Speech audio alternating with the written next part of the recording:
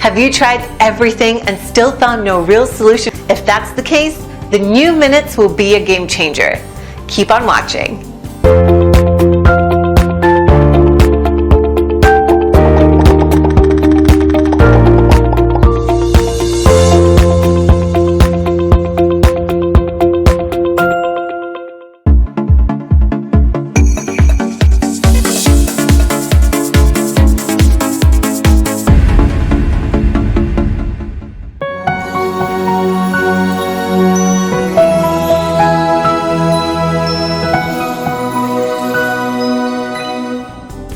Real estate with realtor Kashif Sohail.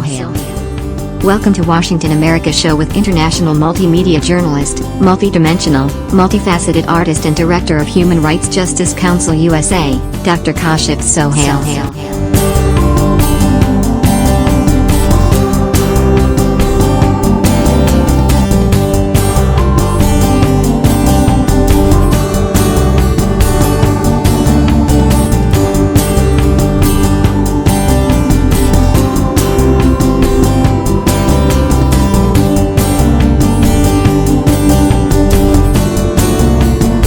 Home buyers need to watch this video. Key financing concepts addressed in this video include similarities and differences between mortgages and deeds of trust, sources of real estate financing, common types of real estate loans and financing agreements, and federal laws that implicate real estate financing and consumer credit.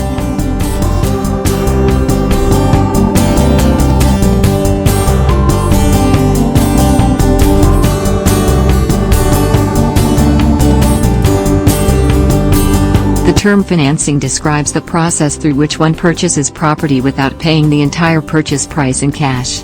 To purchase real estate, the buyer must generally make a cash down payment. The amount that a borrower will finance is the purchase price minus the down payment.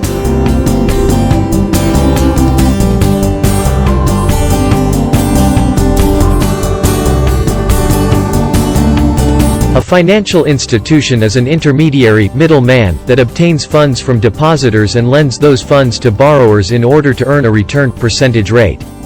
Common financial institutions include commercial banks, savings and loans, insurance companies, and credit unions.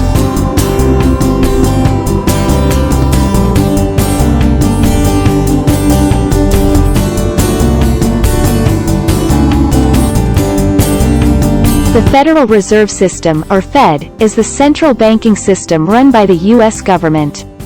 The Fed consists of 12 district banks and a 7-member board. The Fed was established to help manage the nation's economy by controlling how much money is printed, and by influencing the availability of credit and loans in the U.S. The Fed has a big impact on real estate by regulating banks' reserve requirements, a specified amount of money that must be held in cash, controlling the discount rate, which directly affects interest rates, buying or selling government securities, which can cause an influx of cash into the primary mortgage market to increase the number of home loans available, and supervising federal truth in lending and equal credit opportunity laws. All nationally chartered banks must belong to the Fed and must purchase stock in the District Reserve Bank.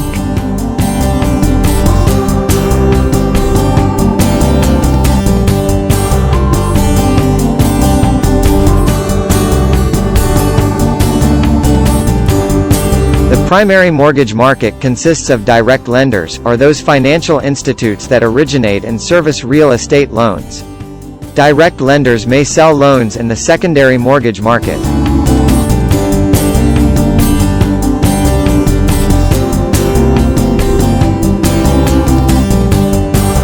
The primary mortgage market consists of direct lenders, or those financial institutes that originate and service real estate loans. Direct lenders may sell loans in the secondary mortgage market.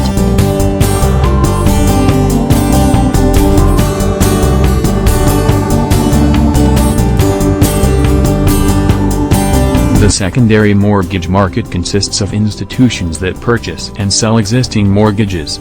Two different, but complementing, forces led to the creation of this market: business entities with cash reserves and real estate, and financial institutions in the primary market that were in need of cash to originate loans.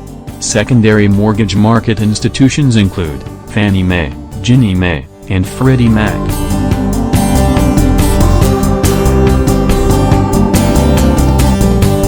To apply for most mortgage loans, the borrower must complete a standard federal form, Uniform Residential Loan Application, also known as the FNMA 1003 form.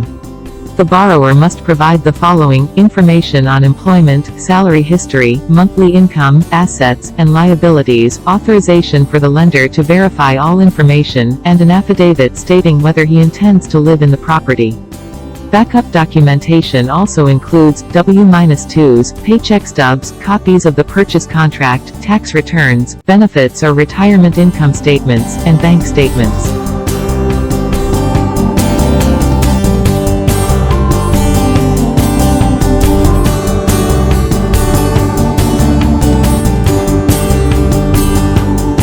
Lenders face a risk that borrowers will fail to repay a loan. Mortgage lenders minimize the risk of loaning money by requiring borrowers to pledge property as security for payment of the debt, known as collateral. In other words, should the buyer fail to pay the loan, the lender can recoup the loss by forcing the sale of the collateral, the property.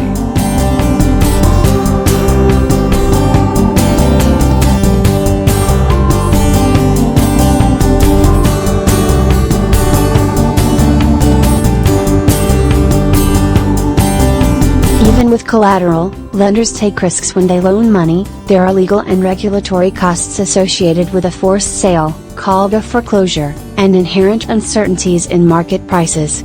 However, lenders further minimize their risk by qualifying borrowers, analyzing the buyer's ability to repay the debt, and qualifying the collateral, estimating the value of the property. If the lender qualifies both the borrower and the property, the lender has determined that the risk of loaning money is reasonable, and the lender will loan the borrower a percentage of what the lender determines the property to be worth.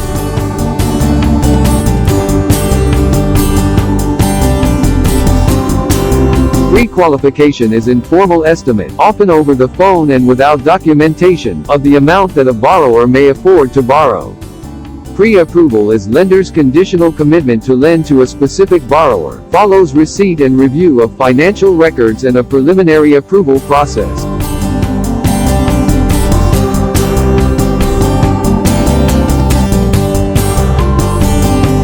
The loan-to-value ratio, LTV, is a ratio between the mortgage loan amount and the sales price of the property or the appraised value, whichever is lower. For example, a buyer pays $110,000 for a house that is appraised at $100,000 and lender loans him $80,000. His loan-to-value ratio is 80%.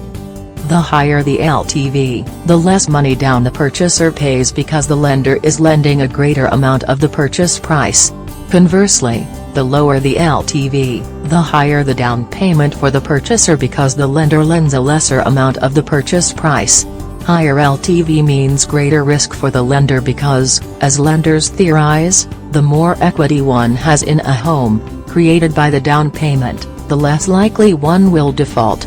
If there wasn't a sale to establish the market value of the property, the lender would require an appraisal to determine the market value of the property.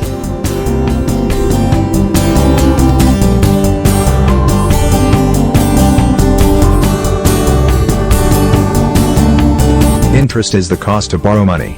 A lender charges the borrower a certain percentage of interest against the unpaid loan balance for the use of money. The total amount of money borrowed is called the principal. Simple interest is the most common method to calculate interest. It is based on the remaining principal. In other words, the borrower only pays interest on the amount of money remaining unpaid. As the borrower pays down the principal, he owes less interest.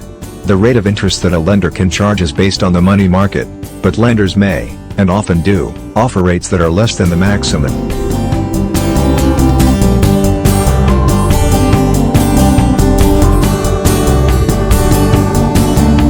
Annual percentage rate, APR, is the cost of credit expressed as a yearly percentage rate.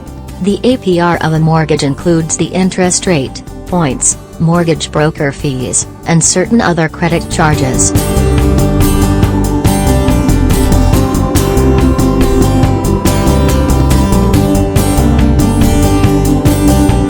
A rate lock is a lender's promise to a borrower to hold a specified interest rate, with or without a certain number of points, for a specified period of time.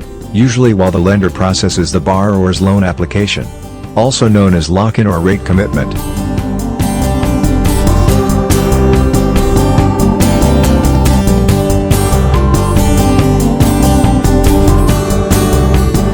Most states have enacted a ceiling on interest rates. Usury is the illegal act of charging an interest rate in excess to what the law permits.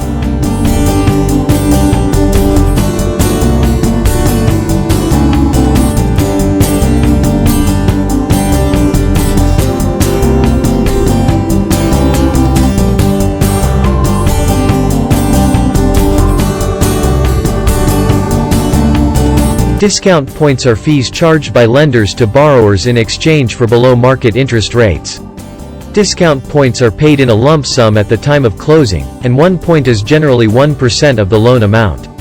Generally, lenders must charge 8 discount points in order to raise an interest rate yield by 1%. In other words, if a lender must get a 10% yield on a loan but the buyer wants a 9% interest rate over the life of the loan, the lender will charge 8 points which are due at closing. As a result, the lender's effective yield on the loan is 10% and the buyer pays 9% interest over the life of the loan.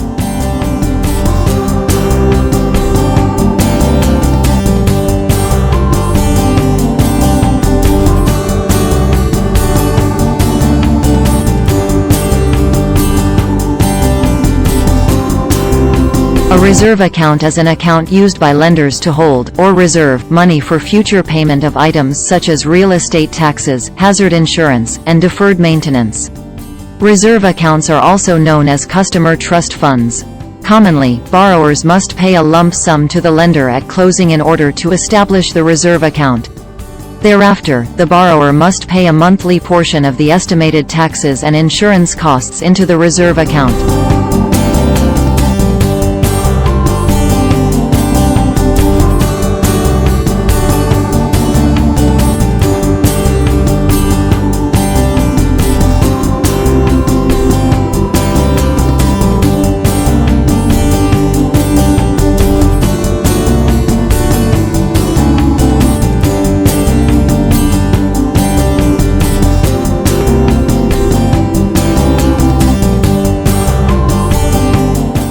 Thanks for watching, and don't forget to click the link below in order to find out more.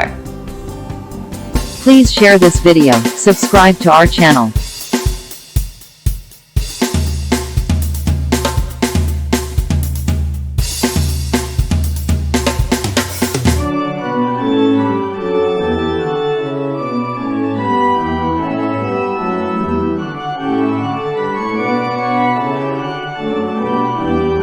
Are you looking to buy or sell a home anytime soon? If so, you've come to the right place. We'd like to give you the opportunity to work with one of the top local real estate agents and get the best deal when buying or selling a home. The fact is, experienced agents can often get you a 2 to 10% better deal on the purchase or sale of a property, mostly due to their experience in the local marketplace and their ability to negotiate the best deal. So contact our top agent now and start the process of buying or selling your home.